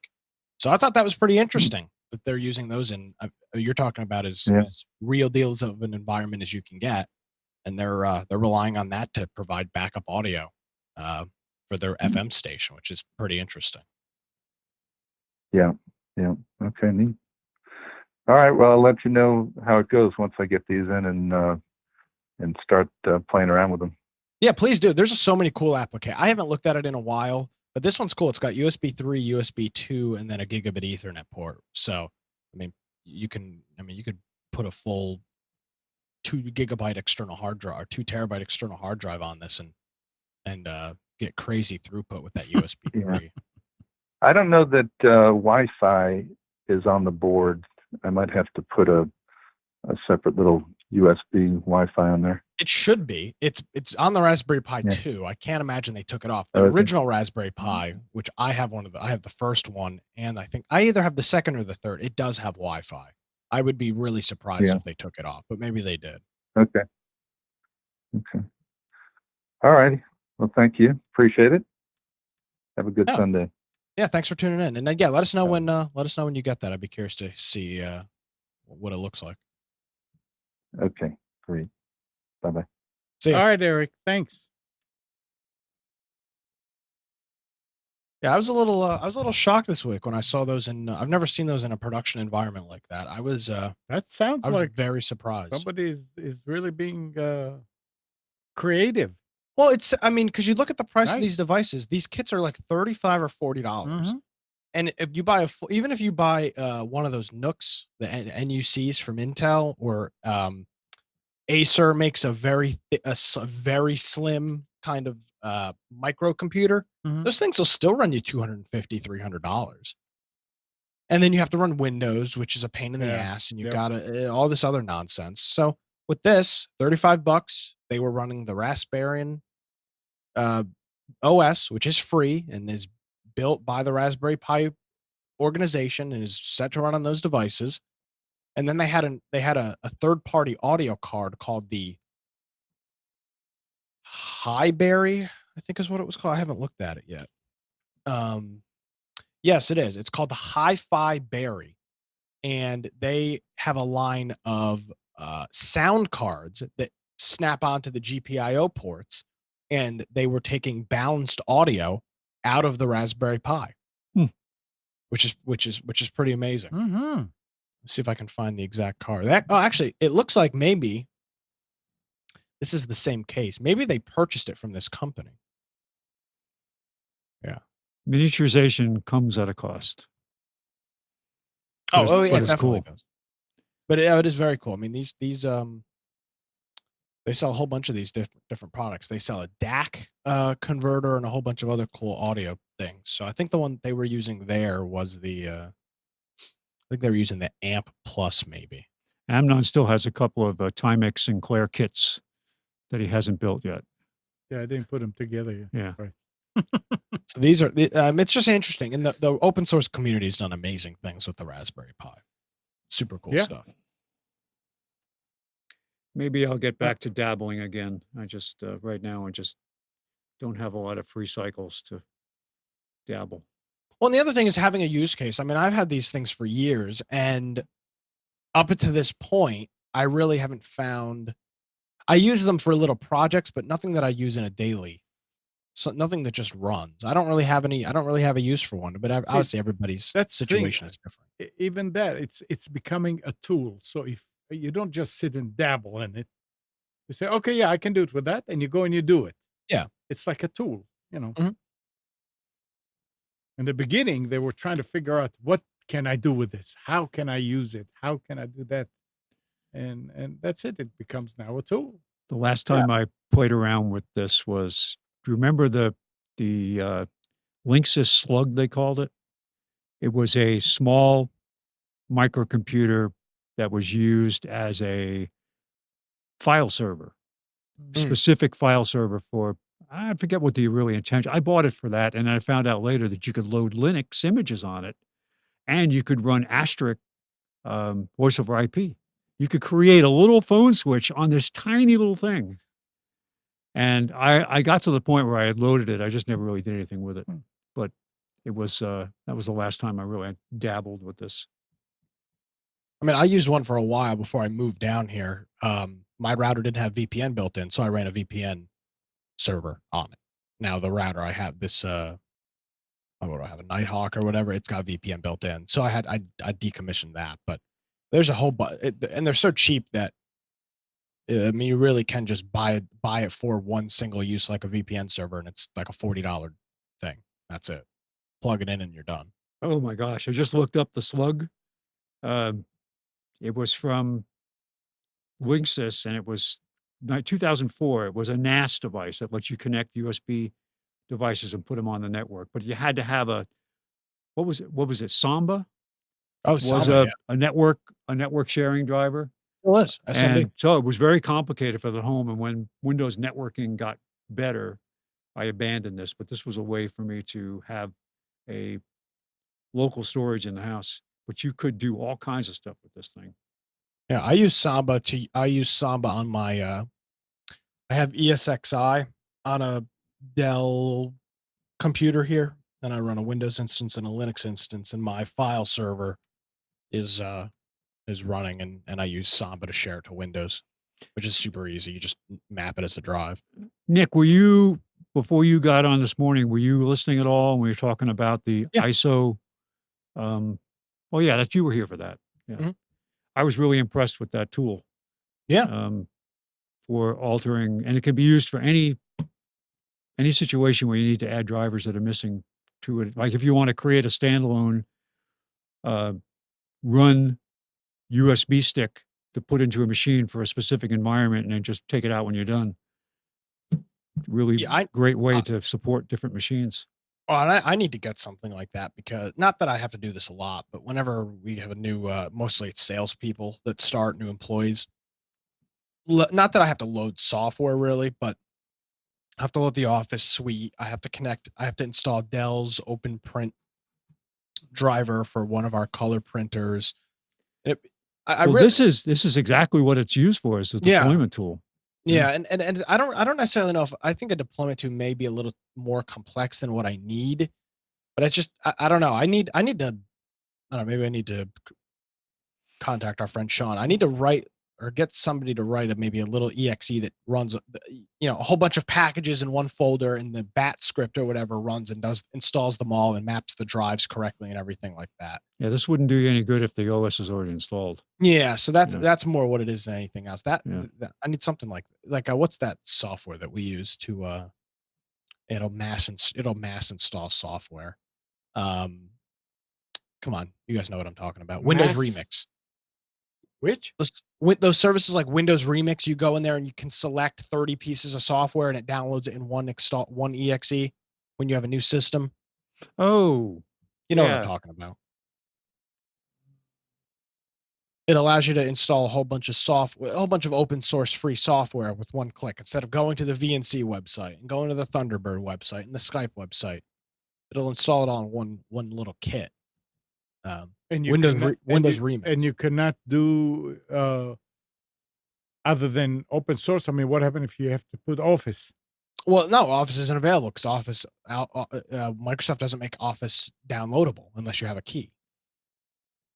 That's true. So that's but my point is with it is this is very easy. You can select 30 applications, click download, and it'll give you one exe and it'll automatically run all of the installers. It's just very convenient. That's all. Bamboo. That may be another one of them. But the one I've always used is windowsremix.com. Twin City, Code Deploy, Octopus Deploy, Electric Flow. Yeah. Yeah, and some of those are probably way more complex because I don't need to do but 5 pieces of software. But like mapping drives and stuff like that, it'd be very easy if I could auto map those, because they have static IPs. I always know what the IP is. All right. Fine. It's this time of day again. Nap time.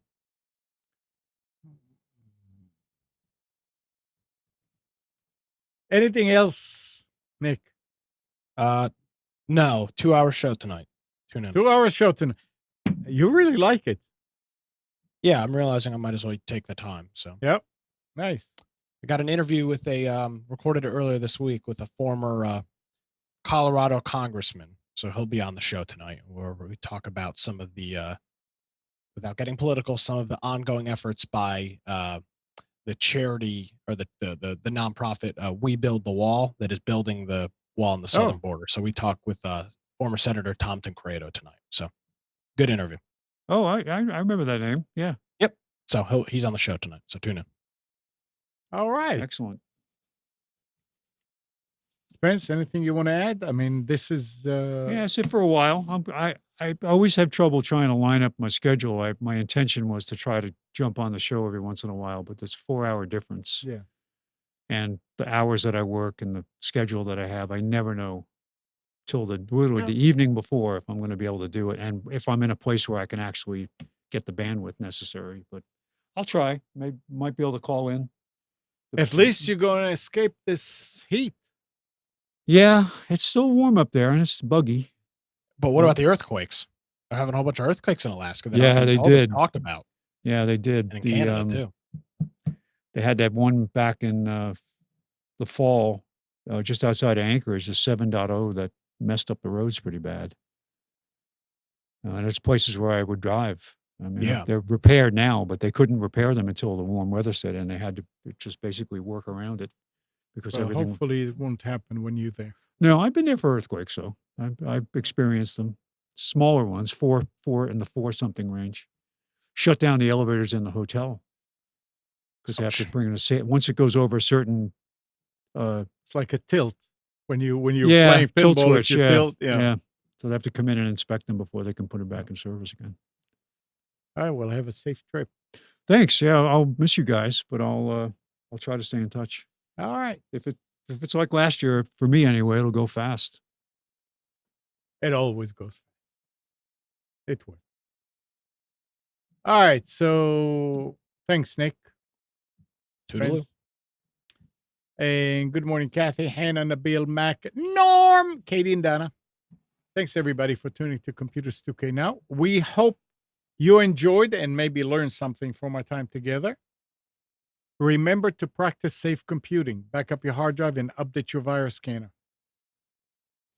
We'll be back here next Sunday at 9, but you can always reach us at computers2know.com. Tonight at 7, Nick Craig hosts Against the Norm, 2 hours.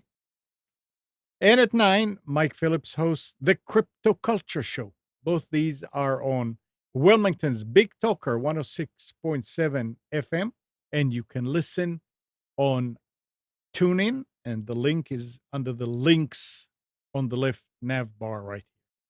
See you next week.